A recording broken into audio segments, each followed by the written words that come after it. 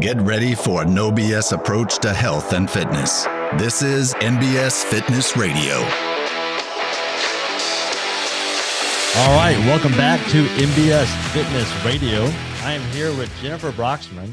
Jennifer is the CEO of NutritionRX.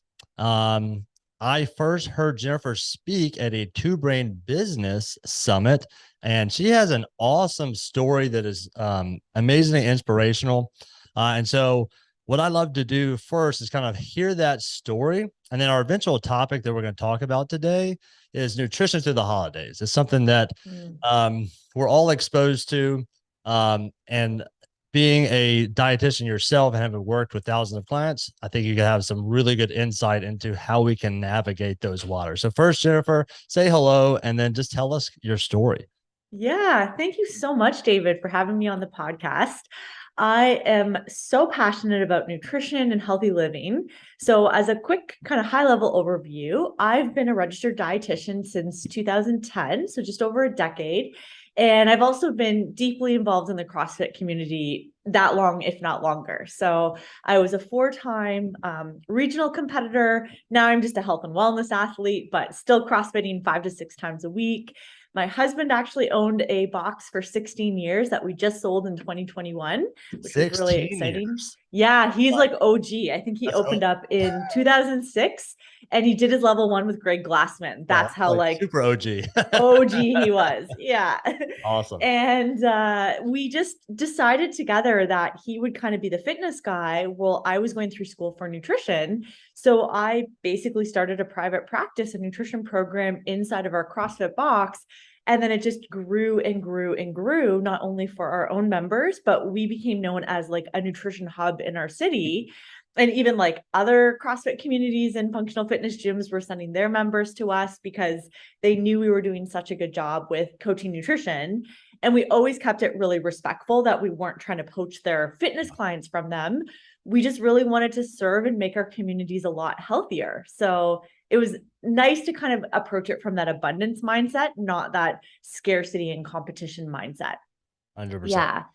So that's kind of the quick overview. And then I think the story you're probably hinting at that you want me to get into, which I'm more than happy and transparent, is I got diagnosed with a really aggressive cancer a week after I turned 34. So it had kind of some weird stuff started around my regional years of training where I would like eat very well, train really well, really be dialed into my sleep, my recovery. Yet I always had a super vulnerable immune system.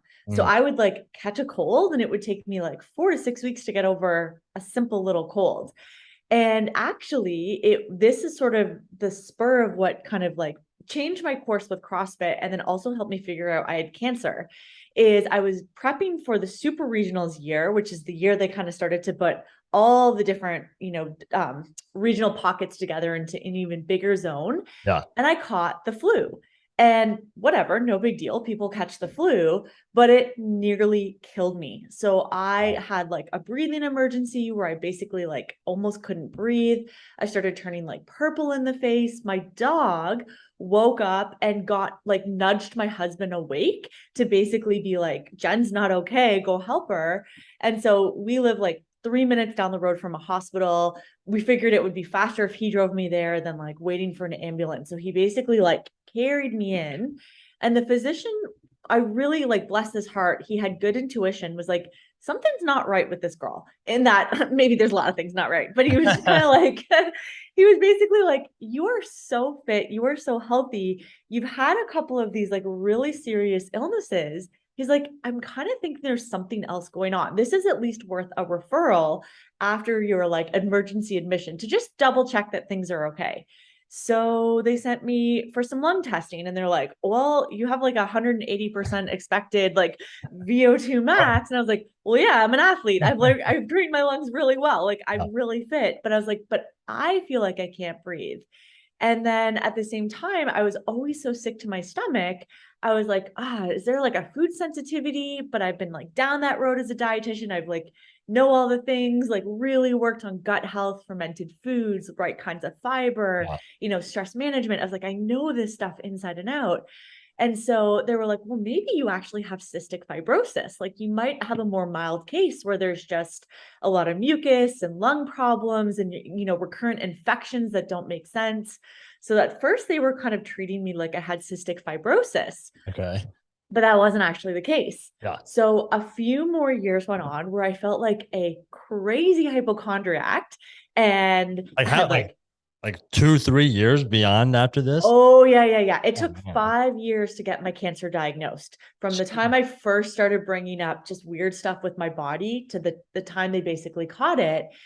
And at that point, I felt like I was crazy because I was like, I am not one of those people that seeks attention. I'm not wanting to be in the medical care system. Yeah. Like I truly believe in healthcare, Yeah. which is all the stuff that we as coaches know as like preventative care, wellness, like getting great sleep, putting quality foods into our body, working on stress, going out for walks and hikes in the woods, like yoga, meditation. I was like, I don't know what else I can do to like take I'm doing excellent all the care. things. Yeah. Yeah. Exactly. And so finally, I got in for a colonoscopy, not the most fun procedure, but I was like, you know what? Let's just rule out that I don't have like Crohn's disease or ulcerative colitis. Like maybe there is something autoimmune genetic going on that's just making me feel so crappy. And then that was the day my world changed. So my husband had dropped me off. We get, I guess, put under in Canada to get that done. You're not awake. Yeah. But all of a sudden, Dave was like, oh, the waiting room was really building up, building up. And he's like, oh, poor Jen is stuck in the back room. Some old person probably has something more serious. Meanwhile, it was me that had something really serious. So I've worked in healthcare long enough to know that when you get asked to be seen in the private medical room after a procedure, that's never a good sign. So as I'm like getting ready, after it's over, they're like, hey, can you just wait a second? The doctor wants to come out and talk to you in one of the side rooms. And I was like, oh, okay, this isn't going to be the best news. Yeah. So he kind of like looks me straight on and he's like, unfortunately, we immediately got in there and like found something. We biopsied it. We've taken lots of blood work. We're going to go send it off to pathology for some testing. And we couldn't really get the camera around it. So we couldn't go a lot further up to really investigate. But yeah, it probably means you're going to need some surgery. We're hoping it's just a benign growth. We'll get that out of you. And I was like, I'm a straight shooter. I like looked him dead in the eye and I was like, do you think it's cancer? And I think I caught him off guard because I don't think people are that direct. And he kind of like paused for a second. And I was like, no, like, tell me your honest clinical opinion. Do you think you found cancer? And he's like, well, 50-50. And I actually hunted down the pathology, like the operative report afterwards, or the colonoscopy report afterwards.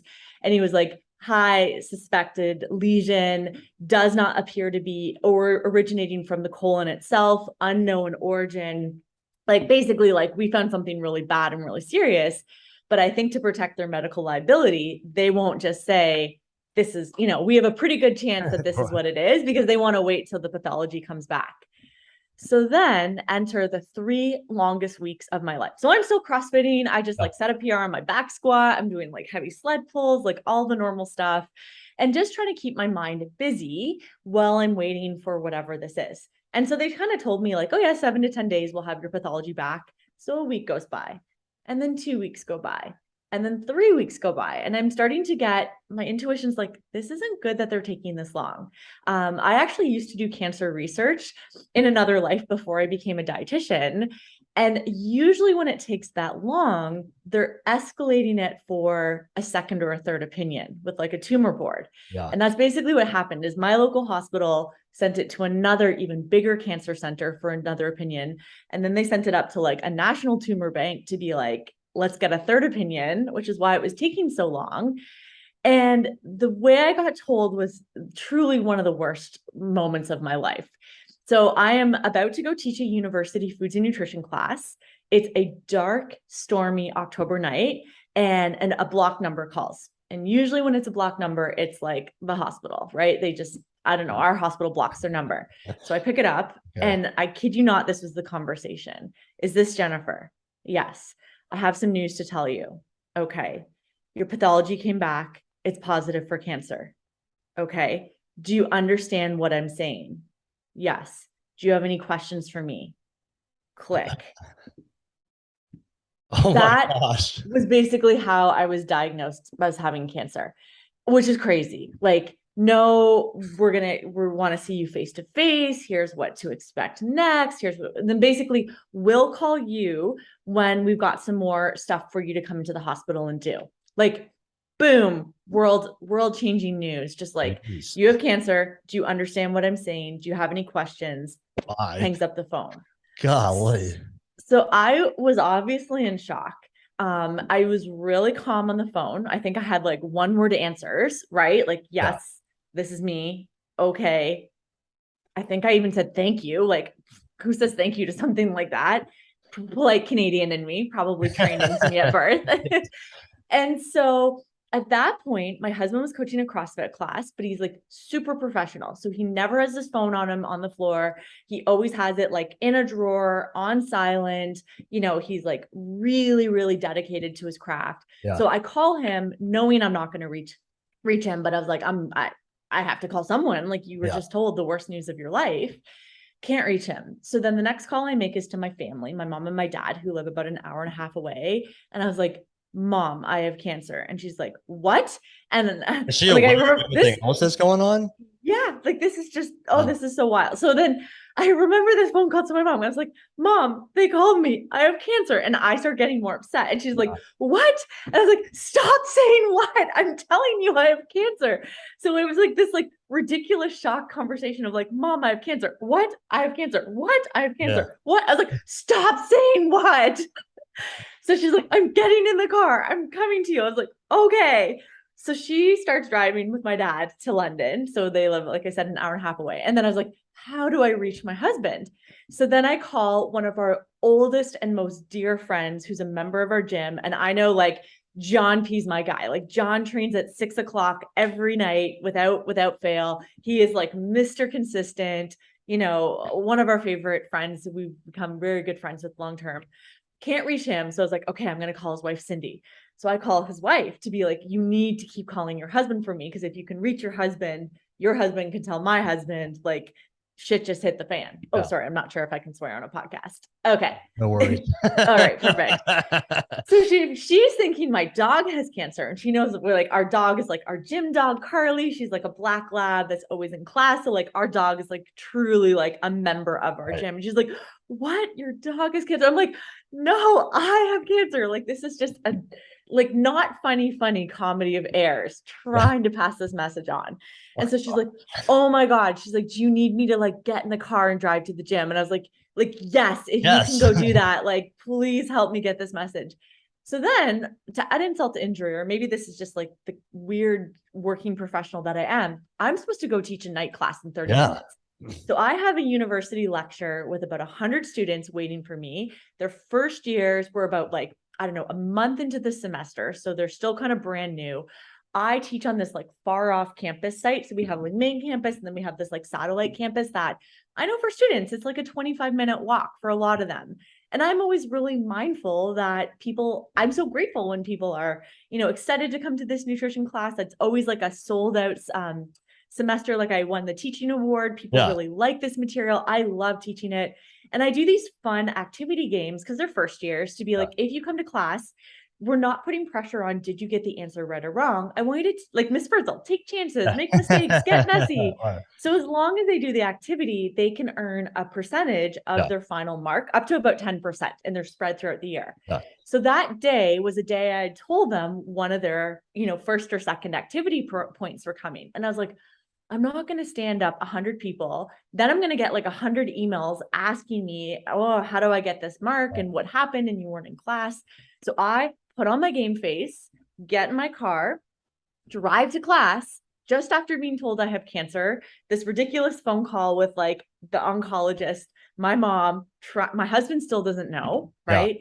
And I was like, okay, guys, tell a little light white lie. And I was like, I'm not feeling the best. So, pretending I'm contagious, like, just keep your distance. I think I may be coming down with something, but I know you guys are all on your way here tonight. I want to make sure you get, your fun activity point. Let's do the activity right off the bat as a class. That took like 15 minutes. And then I had already actually recorded the lecture from a different time I taught the course where I had it on video. So I was like, what I'll do so you guys don't miss the material with the exam coming up is I'll just throw in the video. I'll also put it on our course website. So if you want to go home and take an early night, and everyone's like, yes, awesome. We get to go home early. I'm like, watch it on your own time. You're not going to miss me teaching it to you. And then people are like, okay, hope you feel better. And I was like, thank you so much. I'm just going to go home. And like, so I like kept it together. Which, you know, at that point, I didn't know enough to kind of tell them anything. Like, would I be going off? Would there be surgery? Do I need chemo? Like, what the heck's going to happen? So I was like, just disturb them the least. Like, how do I be a good prof? They get what they need, disturb them the least with my own medical crisis going on. And then I kind of went home and like fell apart. So yeah, like just started sobbing, and Dave came home with like the biggest bunch of flowers and like wrapped me in a bear hug. And I remember he's like, we're going to be okay. You're really strong. You're going to get through this. And that is like the most clear memory of like that night. So it's good to like have such a kind of dark, rough moment. Yeah. Like be contrasted with like the love of family. Oh my gosh. It was my mom, my dad, my husband, Dave, and my dog, Carly. And I just was like wrapped in love. And this is kind of something dorky, but it's like me in a nutshell. So I'm going to also add this piece to the story. All right. I use the symbol of a Care Bear a lot in my online posting. So I use like a heart, a bear, and a rainbow. And Care Bears were one of my favorite like cartoons when I was like a kid of the late 80s, early 90s. I totally watched Care Bear Saturday morning cartoons. 100%. Loved it. Slept with a Care Bear. Like I had the little pink cheer bear, Care Bear. So one of the things I've always done when I've been a dietitian is, to me, nutrition coaching is so much more than just educating people on like the nutrients in our food. Hey, this is why broccoli is good for you and you should eat it. That's like surface level coaching. Yeah. In a weird and wonderful way, really great coaches can see the whole person and their whole life. And I think it's a testament to functional fitness and CrossFit coaches. The best coaches don't just coach movement form. They coach them as a whole human, a whole person who has a life and feelings and emotions and good stuff to celebrate and rough patches to get through. And so one of the things I've always tried to do whenever I'm with someone is it's their time to have undivided attention and care directed to them. And I actually envisioned silently this idea of like filling someone up so that when they leave an appointment, I kind of got to blast them with that Care Bear cheer of whatever you need. Do you need love? Do you need support? Do you need empathy? Do you need undivided attention? Do you need guidance? Do you need wisdom? Do you need to just have a space to cry and fall apart? And whatever they need is like what I try to give them in that appointment, wrapped in nutrition education and coaching. Right. And so what was so crazy after my diagnosis of cancer is I felt like for years and years, my tummy was like pouring out this love. And all of a sudden, and I get really choked up actually when I think about this moment. There was a day I decided to post online, hey world, I have cancer. It's actually pretty advanced. I have ovarian cancer that's in other parts of my body. I'm going in for surgery soon. I'm scared. It's serious. And it was like a mirror of every single person that I had touched in one way, shape, or form. I had been a varsity hockey player, a varsity rower. I used to be a residence advisor for like students in res, and just like all my part-time jobs over the years, all my clients, all our CrossFit members. It was like every single person became a Care Bear and like linked arms and blasted me with like courage and love and support, and I just felt like I saw the best side of humanity. Everyone's like, oh my gosh, the world is so terrible. Everyone's so selfish. Everyone just cares about themselves. But it was this like beautiful moment where people were like, how can I help? Or the ways everyone had talents. So they were just like, hey, I've got this, like a former rowing friend of mine was like, I actually work in clinical trial research for cancer. I don't want to be pushy, but could I offer you the gift of, if you feel comfortable sharing your pathology with me, I will research all the clinical trials going on in the world for your type of cancer, and I'll see what strings I can pull to get you in. And I was like, oh my gosh, like this is like a life-saving gift. And within 3 days, and she coordinated with my mom because I was like so weak, so sick, like not doing well. I was like, you have permission to talk to my mom. Can you guys spearhead it to get me an interview to be possibly onboarded onto this like clinical trial? Like, Wow. what an amazing gift. And she like lives in California and I'm up here in Canada. And like, we hadn't talked to each other in probably like 14 years or whatever, but she just moved mountains and like made it happen. That's awesome. And yeah, and like a doctor friend, like the city that I was in doesn't have the best reputation for its cancer care. So there's a hospital that's like 3 hours away from where I live in Toronto, like obviously a big center in Canada. It's ranked number 3 in the world for cancer care. It's best in Canada. And she got me into a clinical trial there. And so like, it's like covered by our taxes. I didn't have to like fly to Germany and pay like 50,000, 100,000 out of pocket. Yeah. And I got into surgery really quickly. And so then surgery was such an interesting part of the story. What was the timeline between diagnosis? Well, a prognosis of cancer, then the diagnosis of the type of cancer, and then surgery. Like, what was that timeline? Okay, so it was 5 years of being told I was crazy and nothing was wrong, to diagnosed. It was October 29th of 2018. Then they pulled me back in on November 4th to be like, actually, we got an updated from one of the pathology centers we took it off to for like a third opinion. You actually have a really aggressive and rare situation where you have 2 cancers at once, both are ovarian. They actually told me that they believed by one of the strains. That's why they kept getting these extra opinions. They're like, what's weird, we don't see this very often, is we actually think you have an embryonic form of cancer that you developed in utero when your mom was pregnant with you. So like your cancer started, we think, when you were a developing fetus. Wow. So I actually think I've had cancer my whole life. And looking back, I was always sickly as a kid. I would get infections and get like crashing down. And then I would have like stomach problems and breathing problems. And again, they kind of thought I had like celiac disease as a kid because you're like, oh, you just have all these problems and you're always kind of feeling sick to your stomach. Yeah. And so my mom put me through like all this testing when I was a baby because she knew like something I was her first kid and I wasn't quite, like a little bit of failure to thrive. Yeah. And so I'm so proud I became a high level athlete because I worked really hard with fitness and recovery and nutrition. And it goes to show you, even in like crappy circumstances, how you care for yourself can like help you unlock your highest potential. 100%. Yes. Yeah. So they think I had this, what's called a Muralian, I can never say the word, some kind of origin that had like a fetal origin to it. Yeah.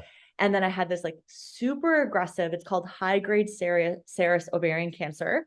And that one's a lot like a pancreatic cancer, where if you hear someone has pancreatic cancer, you're like, oh, that's really bad. Like most people with pancreatic cancer die within a year. Yeah. And that's super true of high-grade serous ovarian cancer. You don't hear of a lot of people having this cancer because most people, when they have it, die so quickly. They're not around to be like, I'm a survivor of this. Like, you don't really make it out. And then I have this like low-grade serous ovarian cancer. So the other kind of cancer that is like, have you ever seen like a tent caterpillar nest where it's just this like web of fuzz that these like, I don't know, we have them up here in Canada. I have not, but I'm picturing it. Okay. So it's a cancer that doesn't form like a solid lump. It just starts to form almost like a really intricate spider web. Yeah. But it's fuzzy and then it adheres to all your organs. So when they opened me up, I had this fuzz that had grown all through my abdominal cavity. And it was glued to my ovaries, my uterus. It was on my intestines, my appendix. It had grown through my ovaries into my colon and then was starting to fuzz over my colon. And that's why they couldn't get the camera through. And I was feeling constantly so sick to my stomach. Is this like fuzz was starting to grow up in my colon. So it's just this like super invasive cancer. And they have to remove all that. Yes. So then they opened me up. So from the time I got the terrible phone call to a week later being like, we think you have like a fetal origin cancer. And what we found in your colon is not colon cancer. It's a different kind of cancer, but we don't know where it started. It has something to do with your reproductive tract based on like the pathology, but we can't tell you if it's a uterine or ovarian cancer. It's just, it didn't start in your colon. We know that. And they're like, so unfortunately it means you're stage 3 or stage 4 and where your cancer is. And I was like, oh, okay. So they opened me up and I'm like, when was surgery? So it was a week. December 3rd. So yeah, like, October 29th, boom, boom, boom, like so fast. So then basically in that time I was waiting. So I now know I have like a very advanced cancer and I'm waiting for surgery. what I did, and this is just a piece of advice I'd recommend if anyone ever finds out news like this, is I was like, well, what can I do that's going to be helpful to me? I need to like save my own life here. So I tracked down every piece of medical testing that was ever done on me. And I created binders where I just got those little clear page protectors and put like every CT scan, everything of blood work. And what sucks is I found a report that was done early on when I was bringing up weird things to my doctor. I had an abnormal pap. I had to get sent for like 3 more follow-up paps, which is the responsible thing to do when you have a weird, situation. And at the time when I was 29, it said negative for cervical cancer, abnormal cells detected, cannot rule out uterine or ovarian cancer. Further pathology and testing is warranted. And I found this report 5 years later. And I was like, this sat on both the specialist desk and my family doctor's desk. No one read the report and no one told me. So it sucks because I lost a lot of body parts that I was bringing attention, like things are kind of weird, things are a little bit off. Yeah. And they tested me and they're like, yeah, there's some abnormal cells here. It's negative for cervical cancer, but we're not saying it isn't negative for these other 2 potential cancers. Right. And boom, it ended up being positive. Like that was the early detection of there's some cancer in there. So my advice for anyone, when you're feeling funky and you're getting testing done, always keep your own copy of your report. And what I just did is I shoved it in binders, obviously after I got diagnosed, because as you start to go to specialists, a lot of times specialists don't pull up your full medical record and look at things that might've been 3 or 4 years ago that are connected to your medical story today. Yeah. So what I now do, like a pack mule, is I come in with a backpack with all my binders, and I might be like, if there's anything relevant you want to flip through, here are my CT scans. Here they are bookmarked. Here is some of the more significant blood work. Here's that bookmark. Here is these like pathology reports. And they're like, oh, this is really helpful. And then they'll take a glance at my medical record because it's all printed out in binders. It's a good testament to like being proactive with your healthcare and having a big picture of kind of like what all this means and tracking it over time versus not ever doing blood work. And all of a sudden when you're, later in life, how do you know if this blood work's accurate? What's normal for you? What's like, been your trend on your own trend line? Yeah. So even for people that are super healthy and fitness oriented, like I was, and that's why people just the doctors and stuff wouldn't believe me that anything was wrong. Cause they're like, well, your blood work looks like amazing. Your VO2 max is way above average. Like, I guess you have unhealthy person. Right. Like compared to an unhealthy person, they were like, you are so above average in your health. Like nothing is wrong. So you can't go back in time. I've worked deeply on forgiveness. Mistakes were made, but harboring that resentment isn't going to bring body parts back or change things for me. So what I did is I went to my family doctor and the doctor that missed the report. And I said, I'm not litigious. I'm not filing anything. Please use my case as a growth opportunity. I am a young, fit, healthy female that you guys missed these early signs of cancer. I've now been operated on. This is the actual outcome of what you missed. Please remember my case so that you forever can use this as like a professional learning opportunity to help other people catch things earlier. And that made me feel good because I didn't have to hold anger and bitterness and resentment. I was like, how do I take something so crappy that was missed and turn it into a positive, not only for myself, but like that Care Bear? How do I make this more positive for the world as a whole? Okay, so kind of along with the kind of psychological aspect, what was it like processing being told like you don't have a great chance of survival? Oh, that was hard. So yeah, when I woke up from surgery, no one was like, here's what wasn't said. Don't worry, we caught it early. It wasn't very advanced. It wasn't that bad. We got great margins. Everyone tiptoed around and said very little. And again, when you're in healthcare, I've worked in healthcare, it's not good when they don't want to say a whole lot. So I lost the start. I lost my ileocecal valve, which is the valve between your small intestine and your large intestine. The end of my small intestine, the ileocecal valve, my appendix, the beginning of my large intestine, the end of my large intestine, like the sigmoid colon where it kind of bends around before the rectum. So they had to like stretch it down, sew it to me. I had to like relearn to go to the bathroom, probably TMI, my uterus, my cervix, my ovaries, a whole bunch of momentum, blood vessels. And then they crushed my nerve. They called this a lean person injury. But because I was in kind of that labor stirrup position when they were operating, I didn't have, I guess, enough body fat over my hip flexor. So my femoral nerve got crushed in a 5-6 hour surgery. And when I woke up, my leg was just a limp noodle. So it was hanging there on the bed. And I was like, I can't wiggle my toes. And they're like, what? And I was like, I can shake my left leg, my right leg, my brain is saying move, and my right leg is just like lying there like a piece of damp spaghetti. Yeah. And they're like, really? And I was like, yeah. And so sure enough, I couldn't walk. So I actually lost the ability to walk after my surgery. And I had one good leg and one leg that just like dangled there. Like it essentially dangled there and wouldn't do anything. Yeah. So before I could get released from the hospital, I had one of those super high walkers where I would like plant myself and use one leg and drag my other leg behind me. And then they had to teach me how to go upstairs with only one leg. So good leg goes to heaven, bad leg goes to hell. So basically you lead with your strong leg and then your bad leg just kind of like limps up the stairs like a piece of string. And so thankfully as a CrossFitter, because I was so strong, I had the upper body strength to pull myself up in the hospital bed, but I had like pins and needle nerve pain going through my leg. I had a 32 staple incision from my like rib cage down to my pelvis. That hurt so much. And then because my intestines got sewed back together in two places, I didn't get fed for a week. This is like, I can laugh at this now. I had to prove I could fart before they would feed me. And I could not, for the life of me, produce a fart. I have never worked so hard to fart in my life. And then this is another, I can like really laugh at the situation because what else can you do? This is so terrible. The first fart I got out of me, my husband was in the room. It smelled like a bloated, dead cow came out of my body. Yeah. He starts laughing because it's like so funny and disgusting.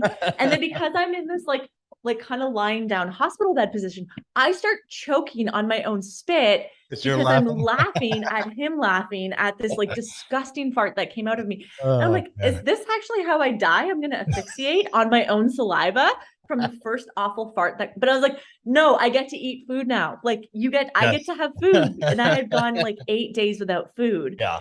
And the dietitian in me is like, guys, you got to start getting protein in my body. Like I am muscle wasting. I got to start healing. But they just, my intestines were getting like looped and distended that they thought they were going to have to go back in and like maybe operate a bit more. They weren't sure if there's still cancer there. And it was a whole mess. That was the most painful week of my life. I used so many CrossFit skills to get through that week. I remember there was this moment I was like breathing through it minute by minute because my incision hurt, my nerve pain hurt, my intestines hurt. And I was like, one more minute, you can do another minute of this. And it was kind of like a fight gone bad where you're like, oh my gosh, I'm on minute 3 of minute 5 of round 3. And you're like, this is just pain. All I feel is pain. I've done that at regionals. This is just pain. But you're like, pain is just a sensation. This is awful, but it's just a sensation. Like you can do this. You are strong enough. And I remember leaning into that self-talk of like, breathe. This sucks, but you can do this. You can do hard things. And I just kept saying that to myself, like, you can do this. This is hard, but you can do hard things. And that self-talk was so important to just like survive that week in the hospital. What's interesting to me, and well, I'm kind of observing, maybe you can kind of give a little insight into this, is like potentially from being a little bit more sickly as a child. At some point you kind of trigger with this, I don't want to be sickly. I want to feel healthy. So like obviously this led you down some road of health and fitness. And being down that road of health and fitness gave you this self-awareness of like, I know when I'm on and when I'm off. Totally. And it sets you up to become truly an expert in dietary matters. Which ultimately like allows like this background in fitness ultimately allows you to like be proactive about your diagnosis, probably also be take it head on as somewhat of a challenge versus just kind of like giving up and they're like, well, I'm gonna die.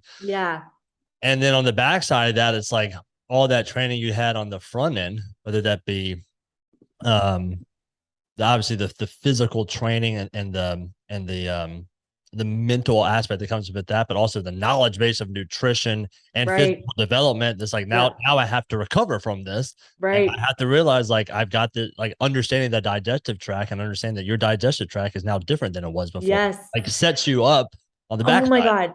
I feel like I was training for this my whole life, Yeah. and I didn't know I was training this for my whole life. Like all the weird paths I went down, like you said, with being a nutrition expert and truly knowing the nutrients of healing from cancer. And I think they think I kept it slow growing because I was eating so well, and my diet Yeah. was low in sugar and lots of cruciferous vegetables and colorful antioxidant rich foods. They're like, Yeah. we think you've had this your whole life, but it's gone under the radar because you've been keeping it as slow growing as you were able to do without surgery physically starting to cut this cancer out of you. And then, like you said, that body awareness, that self-talk, and even like what I've brought into this nutrition certification I've created are the self-talk, the mindset coaching pieces, because we have coaches not only have to understand like the science of how our bodies work, but building supportive environments and helping our clients develop, I call it solution-oriented thinking. No pity parties, Yep. no poor me's, but how do we find solutions for the situations and circumstances that we find ourselves in? Yeah. And there's a way you can train your mindset to support the goals and outcomes that you want. And there's ways for coaches to train their clients, to do that. And the fact that I was a cancer researcher and had been a varsity athlete and was connected to like doctors and other researchers, and I knew how to read PubMed articles. Yeah. So when I started to go into like the ovarian cancer recovery research, this will sound crazy, but it's how I made my decision to not do chemo. Now, I am not anti-Western medicine. There is a time and place, to get surgery, radiation, chemo. Like definitely listen to your oncologist, because every cancer is different and it's not all cancers are treated the same way. But as I reviewed all the PubMed articles, and I'm feisty, so I tracked down the cancer researchers in Ontario, and a couple of them are at the university in my home city. I actually asked and audited their cancer class, and I was like, can I be a student in your class? I want to come. You're on the cutting edge of cancer research. Can I come sit in your class? What else can I learn and take in as a little sponge? And then I went to their lab, and they're just happy to like talk about their research. And I like went to their lab and took notes, and I was like, can I just like interview you and learn like a student anything and everything you've possibly researched or come across in cancer survivors, what ways that cancer can spontaneously go into remission, anything you've uncovered in your scientific inquiry as a researcher. What can I, and the guy sat down and like talked with me for 3 or 4 hours. So like, again, you can be really proactive. Wow. And I was like, I'm not going to feel sorry for myself. What is in my control? What can I do? So I tracked down all of my reports. I attended his university class. I went to his lab and just like sat down and had a really good conversation.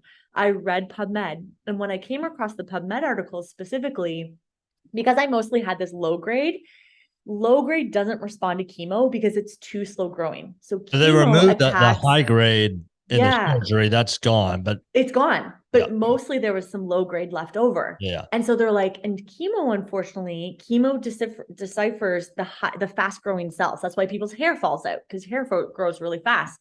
So essentially, when I looked at the actual statistical difference, people with low grade who did chemo died 3 weeks earlier on average. So you wreck your quality of life. Yep. You're already like, not poisoning isn't the right word, but you're putting a lot of noxious chemicals into your body that Designed aren't to kill good for your cells. healthy That's cells. what it is. Yeah. Yeah. And it doesn't overly have a statistical difference on its ability to kill low grade.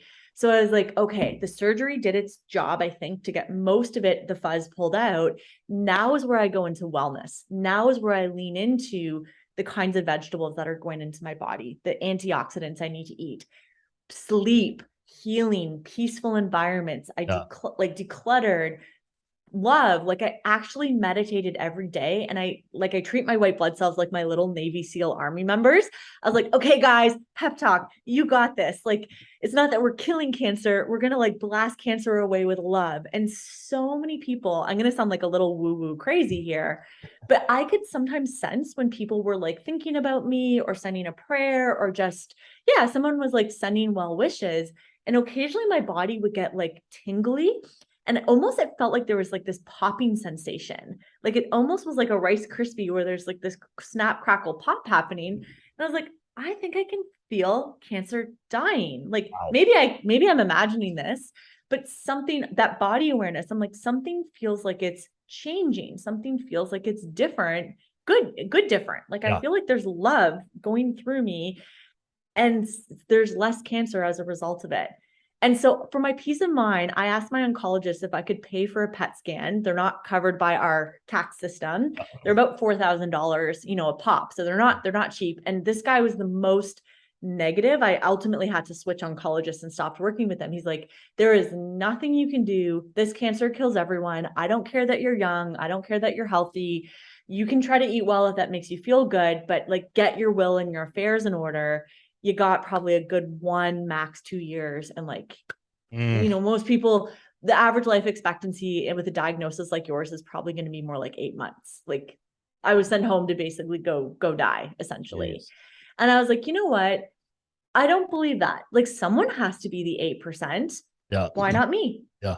Why not me? But also at the same time, I promised myself the week I got the news when everything was really uncertain, I promised myself I can control how I show up. I can't control if I live, but I can control how I show up. I can show up with courage. I can show up with positivity. I can show up with a belief in myself. I can show up with love. I can show up with inspiration. And I said, I'm just going to face every single day of this experience with these words. And I drew a teacup and I put the words inside. And it's a coaching exercise I used to do with clients, which is like, what spills out of your cup? Yeah. Whatever you put into your cup. So when you think about a word association of the kind of person you want to be, if life jostles you and you approach each day with like joy, happiness, love, empathy, kindness, resiliency, courage, and then life gives you a bump in the road, well, that's what's going to come out of you because you've practiced being that person in the good times. So they're strengthened for when the times are really hard. So I drew myself that picture the night before surgery of how do I want to show up with whatever they find on the inside and how I'm going to come out of this. I got jostled. My leg went limp. I had to relearn how to walk. I was on a surfboard by like 6 months surfing in Tofino, British. I was like, no, I'm going to go do this. I can do hard things. Yeah. And I can show up with like courage and patience and love and resiliency, all those things. So I was like, I don't believe that I'm going to die in 8 months. Like whatever's going to happen is going to happen. That's beyond my control, but I can show up in this way. And I just put my head down and like CrossFit, I just did the work. Yeah. I can't control if I made regionals or not, but I could control how prepared I was for the open, how well I showed up for those tests, how well I ate and slept and trained and recovered and did the body maintenance work. So this was very similar, just on a much more scary scale. And I was like, my whole life, I didn't realize was preparing me for this ultimate test to get through it and to get through it successfully. So my PET scan was negative 4 months after surgery. And my oncologist is like, that will never happen. Like completely negative, meaning no cancer. Like they cannot find a trace of cancer in my body. Oh my God. And I retested it at the 3-year mark. There's still not a trace of cancer that's come back. Like I was essentially cancer-free within 4 months of my surgery. That's so awesome. I want to give you a hug. Yeah, thank you. Awesome. I'll accept it through the miles. Thank you so much. What do you think? Okay. Like I understand the healthcare system and kind of where they're coming from and that, but I mean, why do you think there's such a resistance to being open to other options?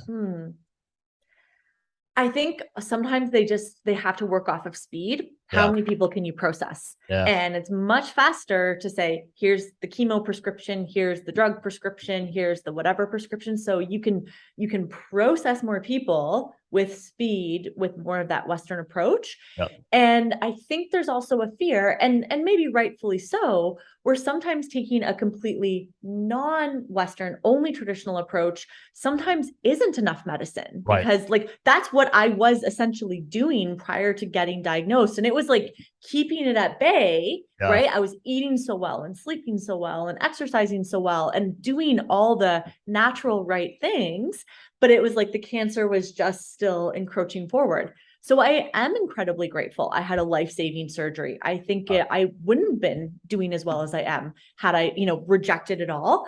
I think there's a difficulty finding what the right balance, like the yin and the yang of they both have their place and they can both be in someone's care plan together.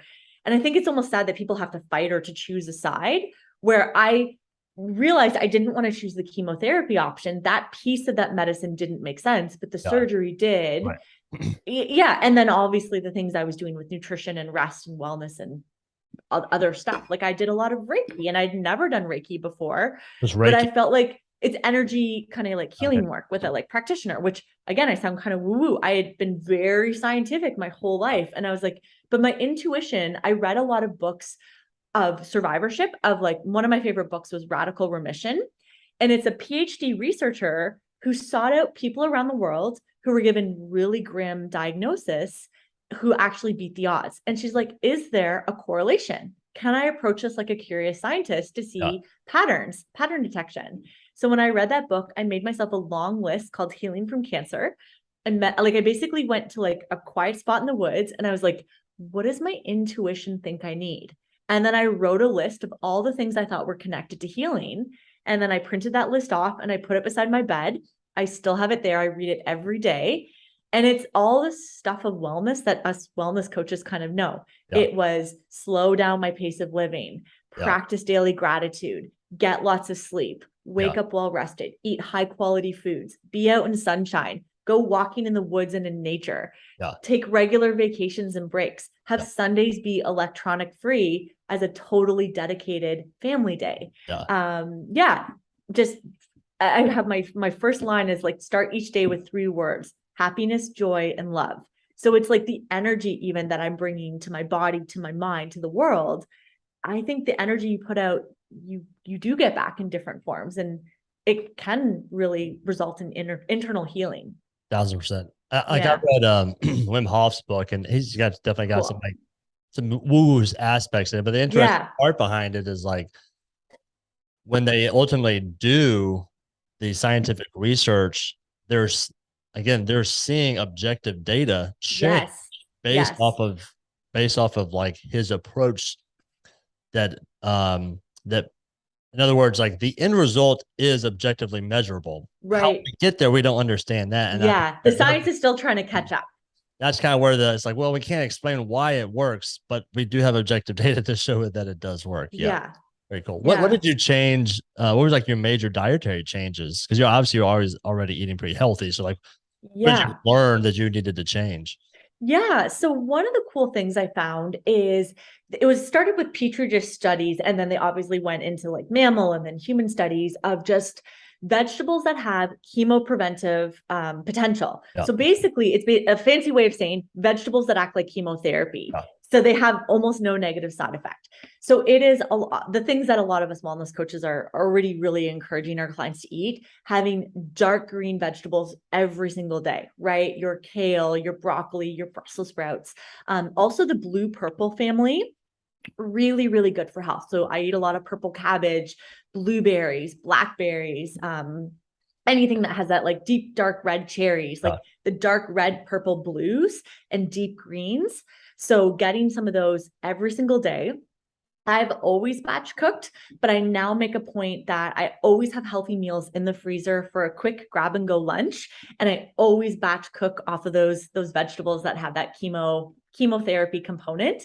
Did you it's awesome the because volume of it? Like I'm assuming you're already eating it, but now you're like, I'm eating this every day without essentially making sure you eat it every single day. And when you read the cancer survivors that have a really grim diagnosis and often are lucky to get those great, remission results, you hear that they do a lot with their diet too, right? So I've always eaten lots of nuts and seeds in a wide variety. I've always had things like lentils and legumes, but yeah, definitely getting like the Brussels sprouts, the broccoli, the green beans, the kales, the cabbages.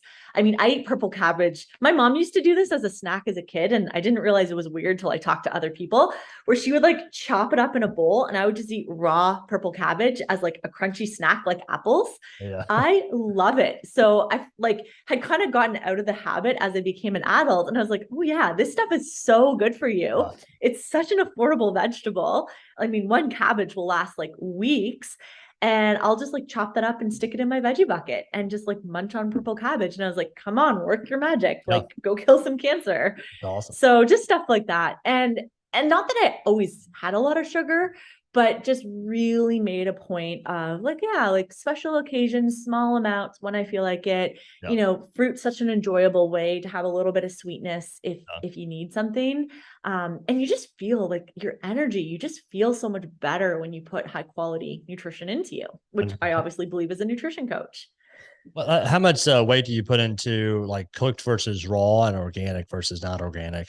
Yeah. So I love to not pick sides, and I'm going to give a fitness example for a reason. The scientist and the dietitian in me understands that cooking does change the nutritional value, but it's not always what you think, because cooking makes it worse. Yeah. When you keep things in the raw form, you enhance a lot of the water soluble vitamins. So basically the B vitamins and vitamin C are better maintained when the food is raw. But when you cook, cooking breaks down the tough cell wall, and the difficult to get access minerals, which is things like your iron, your magnesium, your zinc, all of that are actually better absorbed when you cook a vegetable. So as opposed to saying, should I get out of breath and sometimes do cardio, or should I only lift heavy weights? It's like your fitness is going to be so much better when you recognize that they don't need to compete against one another. You need to balance them in an appropriate way. So I've always had a mix of raw and cooked, because I know that there's benefits, advantages and disadvantages of both. But by balancing it, I get the best of both worlds, just like with fitness. And I think sometimes people forget that is they pick a side, and then they hold on to the pros of their side, but they are unwilling to be open-minded to the perspective of the other side. And that's what I've always tried to do as a nutrition coach, is like, yeah, there's things to learn from keto. There's things to learn from veganism. There's things to learn from paleo. There's things to learn from taking an all foods fit approach. Like there's benefits to it all. And then it's that body awareness of like, well, what's best for you? Like what works for you in this season of life? Yeah. I commonly say like, hey, look, if there was a best way of eating that was clear, we would all be doing it by this. Yeah.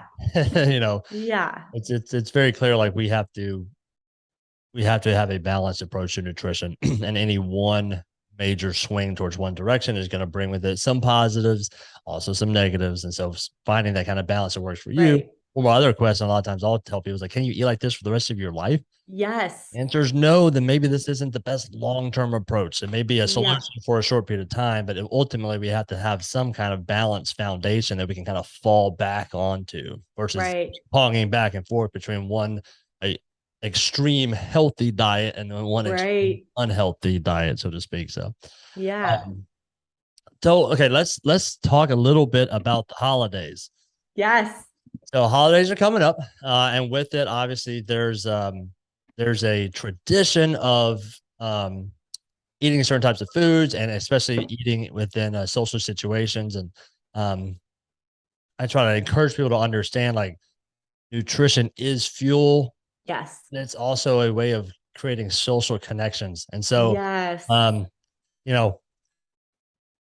taking the Tupperware to the family Thanksgiving dinner, yes, may help you have abs a little bit sooner or whatever, but ultimately, is that the what's best for your health? Right. Take into like the whole picture, maybe not. So yeah, let's talk about some strategies. Maybe let's kind of lay out first what are kind of the biggest struggles that people commonly see across the holidays from a nutritional standpoint, and maybe some strategies to attack those. Love this. And your timing couldn't be more perfect, because this weekend is Canadian Thanksgiving. Okay. We just hosted Thanksgiving at our house last night. So coming off applying all these traditional foods. Are y'all turkey? Oh yeah. So okay. Yeah. So last night for our dinner, but I'm going to tell you the order that I laid out the buffet, which will tell you a little bit about how I set up. We did green beans with slivered almonds. We did roasted carrots. We did a Caesar salad, so a little bit more fun vegetable there. Into turkey, homemade stuffing, cranberries. We do just like roasted potatoes so that we have a couple gluten-free family members. Now, bringing in my own heritage, I have a Polish Ukraine background, and pierogies or putahe are one of our like traditional family carbs. Okay. So I only ever have them at Christmas and Thanksgiving. Like to me, those are like very special carbs. So my grandma sends down her bag of like homemade pierogies. Nice. So we make, we boil a pot of those, and I have like 2 or 3 of them. And it just, again, it's like that family piece. Cool. And then for dessert, I always try to keep it limited to 1, no more than 2 options. So we had a pumpkin pie, and I made a homemade apple crisp that was gluten-free for, again, like some gluten-free family members. See what you did there with the order. Yes. So we go vegetables first, into protein, and then the carbs and more of I call them joy food. So I don't actually use the language with my nutrition clients of good food, bad food. I talk about foods we have every day, all the time. We have foods that are more sometimes, and then we have foods that are just once in a while. They're joyful. They're maybe connected to our heritage, or just a joyful experience in our mouth, or a joyful connection socially. And then the other thing I do that's kind of sneaky. Now, my dad has called me out on it. So I have something for my dad.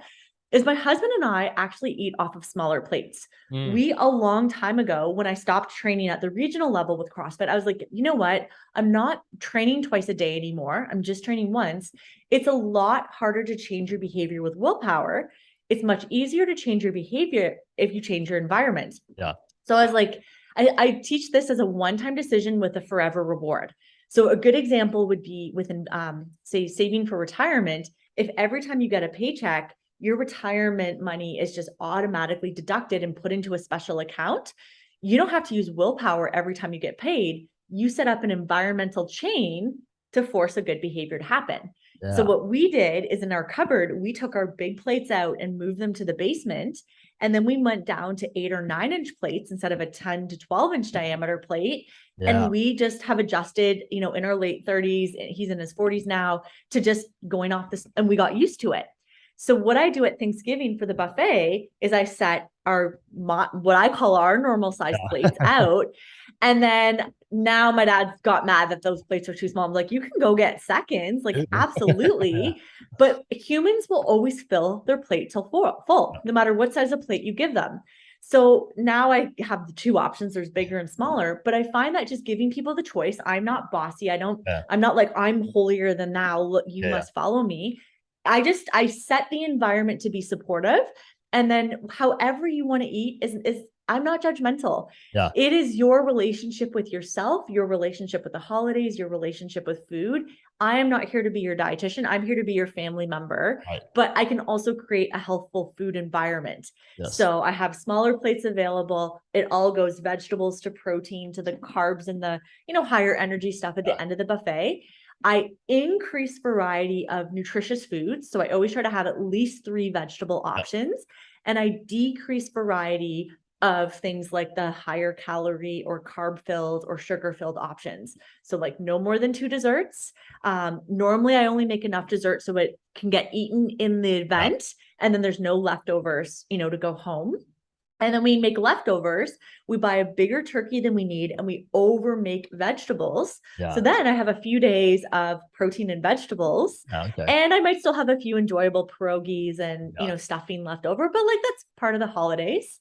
And then I use my dog as an excuse, but I take us all out for a family walk after dinner because my dog needs to get her walk. And we've just made it part of a family bonding experience of, we eat a meal and then we go for a walk between dinner and dessert to let it kind of digest and feel good. And then, I always make a point on Thanksgiving Day to still have a lunch, and I just emphasize vegetables and protein. I don't save up because I've analyzed enough food records. When I watch people who undereat and save up, they might have a 3,000 to 4,000 calorie meal without realizing. Or if I watch people still eat balanced throughout the day, they might have 1,000-calorie Thanksgiving dinner, 1,500. Maybe that's still a high dinner, but that's not 4,000 calories. Yeah. And Ultimately, they then, eat less calories over the day because they're not yeah, starving by the time they get to dinner. exactly. And then I have another kind of tip I teach, and it's really subtle, but I love it because you don't seem like you're the weirdo about food around your family. And I call this tip, pick your seat wisely. So what I mean by that is this is the appetizer hour, where if you're hanging out and there's like a coffee table or you're sitting around a kitchen island and there's all the food kind of laid out. This is especially true for Christmas and holiday parties. Pick a seat that you have to physically get up to go get the food. And then I say, call it the plate or napkin rule. So this comes from a researcher who did an experiment in Super Bowl Sunday in a bar. And basically they drew an invisible line down the center and it was all you can eat wings. And he said for the waiters and waitresses on this half, bring them as many baskets of wings as they want, but always busk the scraps away as fast as you can. The other side, keep the baskets of bones on the table, but of course, keep bringing them more baskets of wings because it's all you can eat. And then at the end of the night, they surveyed how full each side felt, and they both felt equally full.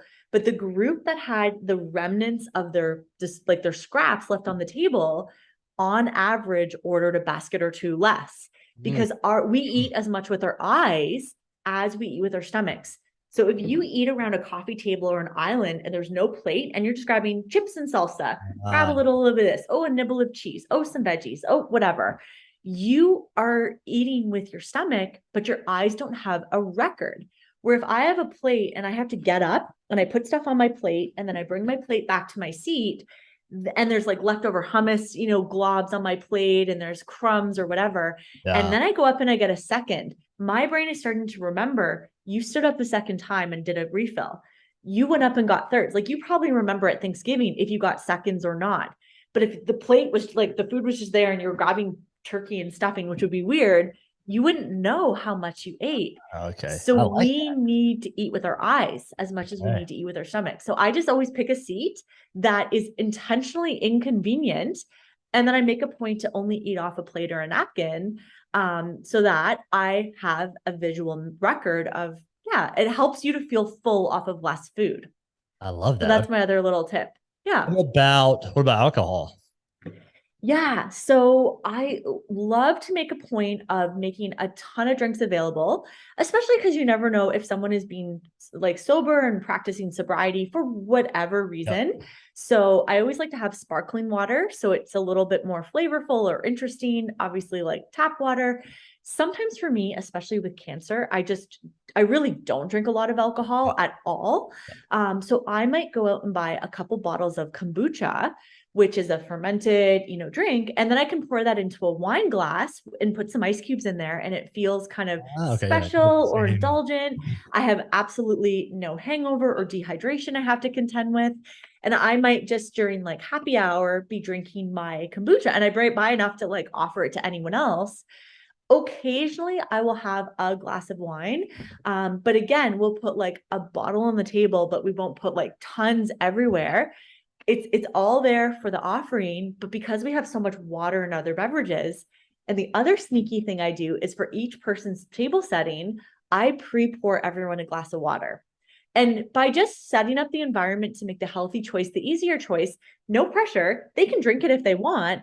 But as opposed, like my dad, if we were just at his house, he would come to dinner with like a glass of wine, but he wouldn't serve himself a glass of water. But I noticed I put a water setting in front of him last night and he drank it. So it's just subtle things. I'm never preachy to my family. I believe in being healthy, but I make it easy on them if they would like to be healthy. And if they don't, that's okay too. If they don't want to take any of the vegetables on the buffet, you can, but inevitably people do, right? If you just set it up the right way. Yeah. You're setting them up for success if they choose. Yes, exactly. The alcohol thing is interesting to me because like I'm very similar. I almost never drink alcohol unless I'm in a social situation. Right. Yeah, my wife and I will go out. Her name's Jennifer as well. Oh, okay. But we will go out to like a date night once a month or whatever. And there I'll usually ask the waiter or waitress to pair some wine with the food because that's how I like to enjoy wine. But if I'm in a social situation, it's just like it's more of a as a physical like reaction. Right. Hand to mouth, hand to mouth. Like this is how I talk to people and like I engaging with people. It does. There's I can't remember what the study was, but it's a sense of like security to talk to someone when you've got something in your hand. Right. And I have to just realize like it doesn't have to be an alcoholic drink. You can have Right. an alcoholic drink, but then go get sparkling water or no Yes. water. Or it can even be like a 0 calorie soft drink or something. Yeah. Um, yeah, I went out to eat with some of the Two Brain folks a couple of weeks ago, and I realized like I'm from Memphis, Tennessee, so southerner, United States. And the lady was like, "Would y'all like sparkling water?" And everyone was like, "Yes." I was like, "Oh, sure." Like You're like, is this a thing? I was like, oh, like that's what everyone in Canada drinks is sparkling water. I was like, okay, Yeah. because and then some other southern folks came up and they were like, oh, that's sparkling water, interesting. Yeah. But Yeah. I what I liked about it was I don't know, you feel like you're drinking something different than water. Exactly. There's got a little Yeah. bit of the carbonation in it and stuff. Okay, what about when you're at work? A lot of people work in the office and they may be the only person in their office who's even somewhat into health and fitness. And then everyone just bringing cookies and chocolates and all kinds of Mm. stuff and putting it in the office kitchen. So what's some recommendations for those folks? That is a tough one. I always kind of say, as an example, start within your sphere of control. So, what can you control? You can pack a healthy lunch. Like if you catch yourself off guard, underfed, underfueled, not enough food with you, of course you're going to get hungry. And then what are you going to default to? The cookies and treats in the office. So, Yeah. the first way that you protect yourself against that is to come in prepared. Yeah. Right? What's the phrase? Like if you fail to prepare to fail or whatever. Yeah. Right? So have proper snacks, have a healthy lunch, and have a lunch that you're like excited and looking forward to. So it doesn't feel like it's a consolation prize. You're like, no, I'm going to enjoy this. And then I also get people to think about energy. Energy can be a really good motivator. Remember how it feels when you load up on sugar and cookies and treats all afternoon. You're tired, you're sluggish, it's hard to get to the gym, you don't like how you feel. Where I remind myself sometimes, like, yes, that's going to taste good for a moment in my mouth, but then I'm going to feel flat and exhausted the rest of the day. And I don't like how that feels. Or if I sit and take the time to like enjoy my lunch, I'm going to be productive and have lots of energy all afternoon. And I like how that feels. So I often just try to remind myself, just like when I go out for a walk, like, oh, do I want to get bundled up now that it's fall and it's getting kind of cold here? It's a little bit darker at night. And then I was like, no, you love an after dinner walk. You're going to feel so great. Don't lose the habit just because it's not as easy to walk when it was summertime. Yeah. So I convinced myself a lot with energy. And then anyone that is in a role of influence, lean into being the healthy influence. So you can actually set a policy of, not to bring those things to it. Or maybe there is an office party. Cool. Treats have their place. Absolutely. I'm not a monster when it comes to, nutrition and healthy eating, but I call it the box concept. And I think about this a lot for holidays too. The box concept is not a hog wild, you go crazy inside the box. It's like, this is a joy experience with food. I'm going to go to an office party. There's going to be some cookies, have the 10 out of 10, eat slowly, taste your food, be really present. If the thing falls a bit short, it's okay to tuck it in a napkin and let it go to waste. Like it's either going to go to waste here or go to waste there. Both are wasteful, but one waste is a lot better for your health than the other. And then when the party's over, it's okay to let things go to the garbage. Like, I know we feel guilty. We need to like get our money's worth, but it's a really important mindset exercise to go, well, is it getting my money's worth if I ultimately get diabetes and then I have to start paying for metformin and insulin? Like, that is not getting my money's worth. Or if you have to pay for additional medical care, pay for additional nutrition counseling because you're struggling. So to me, my money's worth is I enjoyed it here and I enjoyed it here, but it's not enjoyment when I feel stuffed and exhausted and tired and fatigued. That's not getting my money's worth. So I liked the taste of it. I leave feeling comfortable, and then I can get right back into my normal routine of like healthy living. I love it. I love it. Yeah. Thanks so much, Jennifer. There were some great tips. Your story is super inspirational, and I'm glad that I got a chance to just hear it from you personally, but also that we're going to get to share that with so many other people. Thank you. All right. Well, thanks again for coming on the podcast. I'm excited to put this material out there. Can you let people know where they could get in contact with you? Yeah. So probably the best way is with my nutrition certification company, which is called Prosper Nutrition Coaching. Very cool. And my email there is info@prospernc.com. So PROSPER, N as in Nancy, C as in cat.com. And on Instagram, same kind of handle. It's at prosper_NC. And on Facebook, it's Prosper Nutrition Certification. But essentially, we work with coaches like you, gym owners, to really spread nutrition to their membership in a positive way. So we're working really hard to, certify team members, certify gym owners. It's all accredited with Affiliate Guard, which is really great. So you can go out and sell this and be liable and covered properly. And it's this way of not just like, oh, you have to coach macros or you can only coach one style. Like we kind of had this discussion, there's many right ways to eat well, but how do we get our clients inspired where it's sustainable? Like you said, the magic question is, can you do this the rest of your life? Yes. So I'm so honored that I got to survive cancer.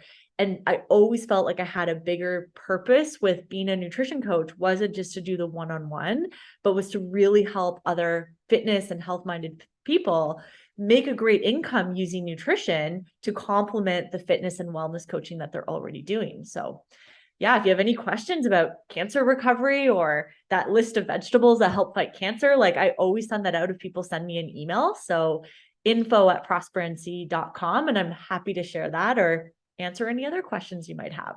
Very cool. All right, Jennifer, thanks for coming on. Yeah, thank you. All right, NBS Fitness Radio out. Thank you for listening to NBS Fitness Radio. If you enjoyed the podcast, be sure to share it with your friends, follow us on social media, and check out our website at www.nbsfitness.net. Hit the subscribe button and tune in next time for more NBS Fitness Radio.